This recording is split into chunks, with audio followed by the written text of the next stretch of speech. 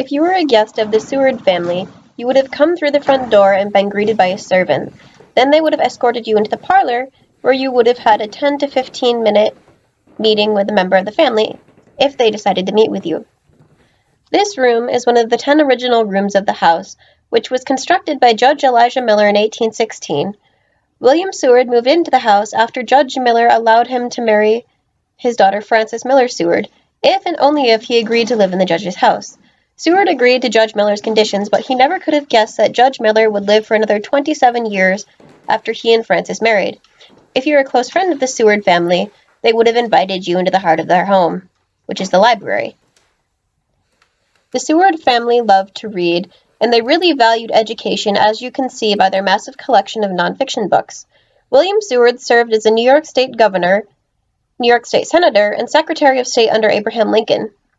The apple of Seward's eye was his only daughter, Fanny Seward, and she often accompanied him while he worked in Washington, D.C. under Lincoln.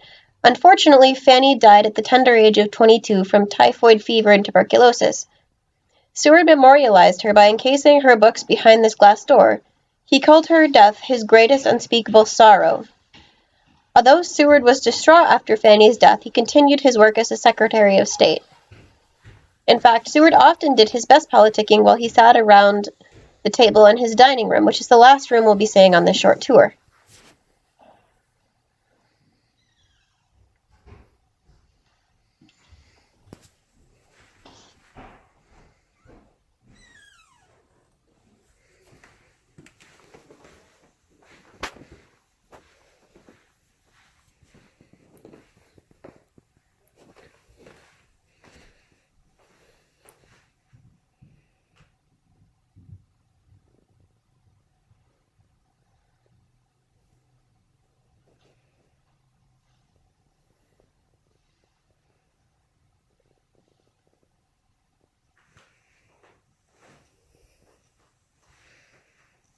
Seeing as how Seward's wife Frances did not like to host dinner parties, he enlisted the help of his daughter-in-law, Anna, who is pictured in the Emanuel Loitza painting.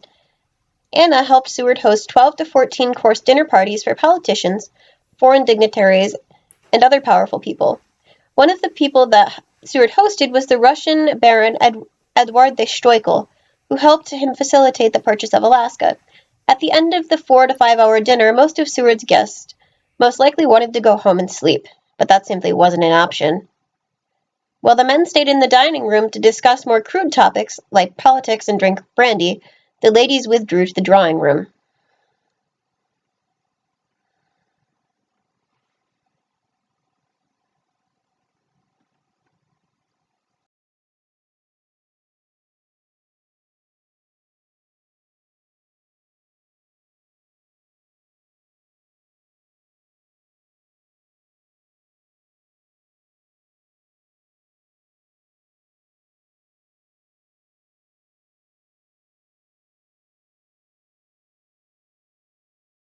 I'm the Director of Education at the Seward House Museum. I'm a little bit biased, but I think it's a great museum to come to. Our motto is one house, many stories. We have so many stories that are enhanced by an incredible collection. We have an integrity rate of collections here of about 99.9%.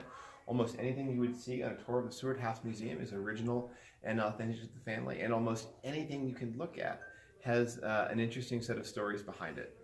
So come on out and visit us anytime at the Seward House.